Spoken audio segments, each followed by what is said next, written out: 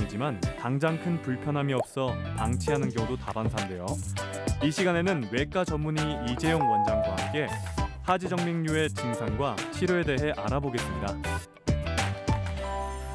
원장님 안녕하세요. 네, 안녕하세요. 우선 그 하지정맥류가 이제 오늘 주제인데요. 네. 정확히 좀 개념부터 파악을 해야 될 것 같습니다.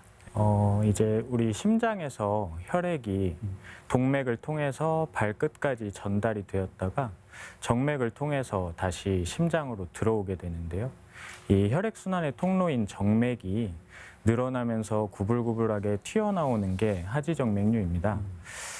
다리에서 정맥은 이제 심장 쪽으로 피를 위로 올려보내야 하는데요. 이 혈액은 중력 때문에 자꾸 밑으로 쏟아지려고 합니다. 그래서 정맥에는 판막이라는 구조물이 있어서 한번 올라간 혈액이 다시 거꾸로 내려오지 않도록 막아주는 역할을 하는데요. 이 판막의 기능이 고장나면 올라갔던 혈액이 다시 발 쪽으로 쏟아지면서 역류 현상이 생기게 됩니다. 그래서 이런 상태를 정맥 기능 부전이라고 얘기를 하고요.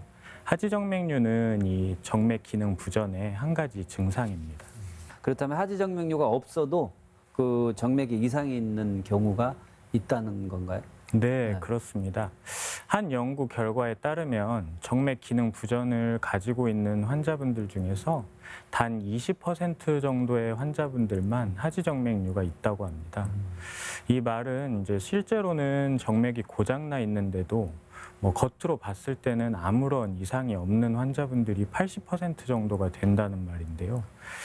그래서 이렇게 겉으로 봤을 때 특별히 보이는 게 없기 때문에 진단이 잘 안 되고 치료가 좀 늦어지는 경우가 많은 것 같습니다.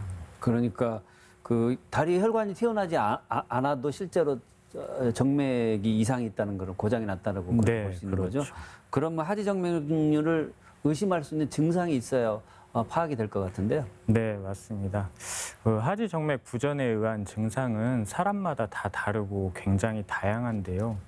예를 들어서 우리가 오른쪽 아랫배가 아프면 내가 맹장, 그러니까 충수돌기염인가 이렇게 생각을 하고 병원에 내원을 해서 검사도 해보고 진찰도 받아보고 이렇게 진료를 보게 되는데요. 하지정맥류로 인한 증상은 다리에 쥐가 나거나 무겁거나 붓거나 시림, 저림, 열감, 감각 이상 이렇게 여러 가지로 나타날 수가 있습니다. 가장 잘 알려진 원인은 이제 부모님이 하지정맥류가 있을 때 자녀분들이 생기는 거, 그러니까 즉 유전적인 요인이 가장 흔한 요인으로 잘 알려져 있고요. 이 외에도 이제 오래 서서 일을 하는 분들, 오래 앉아서 일을 하는 분들은 혈액순환이 잘 안 되면서 정맥류가 생길 위험성이 좀 높아질 수 있습니다. 그리고 이제 비만이나 임신 같은 이렇게 복압이 올라가는 그런 상황에서는 정맥 순환이 잘 되지 않으면서 하지정맥류가 좀 더 생길 수 있습니다. 정맥의 기능이 망가져서 생기는 증상은 이제 혈관이 늘어나고 혈류가 정체될수록 좀 더 심해지는 양상을 보이는데요.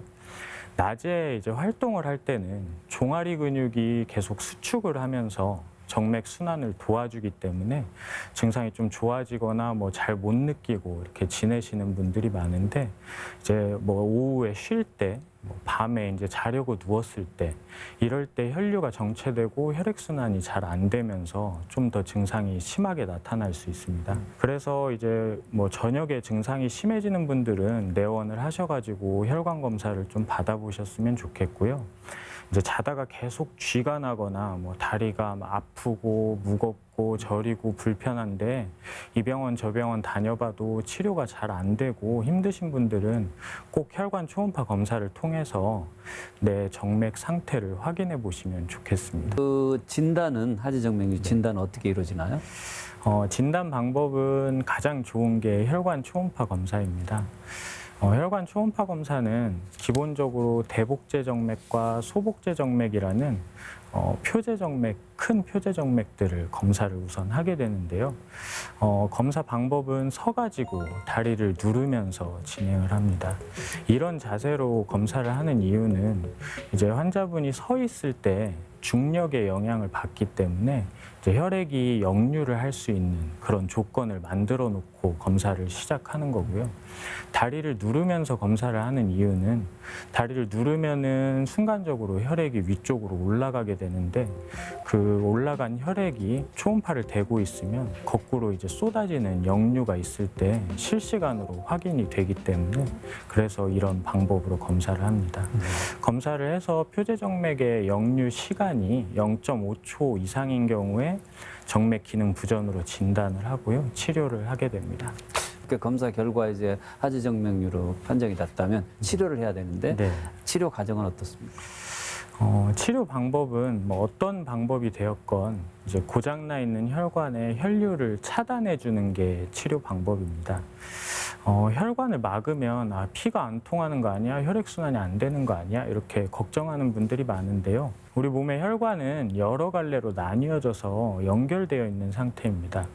그 하지의 정맥은 혈액을 위쪽으로 올려보내야 하는데 그 고장나 있는 혈관이 있는 분들은 정상인 혈관들에서 열심히 혈액을 위로 올려놓으면 다시 거꾸로 쏟아지고 올려놓으면 다시 쏟아지고 이런 상태가 돼 있는 겁니다. 이 상태에서 고장난 혈관을 뭐 없애주건 막아주건 이렇게 혈류를 차단하는 치료를 해주게 되면 남아있는 정상 혈관들에서 한 방향으로 원활하게 혈액순환이 되면서 증상이 좋아지는 방식입니다. 그 처음에는 발거술이라는 방식으로 치료를 했는데 이거는 피부 절개를 해서 고장나 있는 혈관을 직접 뽑아내주는 그런 수술적인 치료 방법입니다. 이 발거술로 치료를 하게 되면 이제 수술 부위의 통증이나 그리고 출혈 그리고 이제 주변 조직의 손상이나 신경 손상 이런 위험성들이 있어서 요즘에는 점점 잘 안 하고 있는 추세로 바뀌고 있고요. 그래서 두 번째로 나온 치료 방식이 레이저나 고주파라는 걸 이용을 해서 열로 혈관을 태워버리는 방식으로 치료를 하는 겁니다. 근데 이거는 마찬가지로 열을 가하기 때문에 주변 조직이나 신경 손상이 또 생길 수 있는 위험성이 있습니다. 그래서 이제 이런 단점들을 보완하기 위해서 3세대 치료법이 나왔습니다. 3세대 치료법이요? 네. 그 3세대 치료법은 어떤 건가요? 3세대 치료법은 의료용 접착제를 이용해서 혈관을 막아주는 그런 방식인데요. 고장나 있는 혈관을 초음파로 보면서 뚫고 들어가서 길다란 관을 혈관 안에 삽입을 한 후에 의료용 접착제를 뿌려주면서 이렇게 눌러서 접착을 해가지고 혈관을 폐쇄시켜주는 방식으로 치료를 합니다. 이 방식의 장점은 치료 시간이 짧고 회복이 빠른 장점이 있고요. 통증도 덜하고 앞선 치료들과 다르게 이제 주변 조직 손상이나 신경 손상의 위험성이 없습니다. 그래서 치료 후에 통증이 거의 없기 때문에 바로 일상생활로 복귀하실 수 있는 장점이 있습니다. 네. 치료 후에 뭐 예후는 어떤가요? 뭐 외과적인 치료가 그 예후가 굉장히 또 네. 중요하니까요. 치료 예후는 굉장히 좋습니다. 뭐 단순히 보기가 싫어가지고 미용적인 목적으로 이제 정맥류 치료를 받으신 분들도 치료를 하고 나서 저희가 추적 관찰을 해보면 내 다리가 이렇게 가볍고 편한지 몰랐다. 진짜 편해졌다. 이렇게 말씀하시는 분들이 많고요. 정맥 기능이 망가져서 이제 저녁이 되면 다리가 많이 붓고 무거워서 힘든 분들, 이제 자다가 계속 쥐가 나서 힘든 분들, 그리고 정맥으로 인한 다리의 뭐 통증이나 뭐 열감, 시림, 저림 이런 증상들은 정맥 치료를 하게 되면 단기간에 굉장히 빠르게 좋아질 수 있습니다. 물론 이제 이런 다리의 증상들이 뭐 허리 디스크나 협착증, 좌골신경통 이런 여러 가지 원인들이 복합적으로 작용하는 경우들도 많이 있기 때문에 치료하기 전에 충분한 뭐 검사와 진찰 이런 걸 통해서 원인을 정확히 찾아서 그거에 맞는 치료를 받으시는 게 중요하겠습니다. 이 시간에는 외과 전문의 이재영 원장과 함께 하지 정맥류에 대해서 자세히 알아봤습니다. 원장님 오늘 도움 말씀 감사합니다. 네, 감사합니다.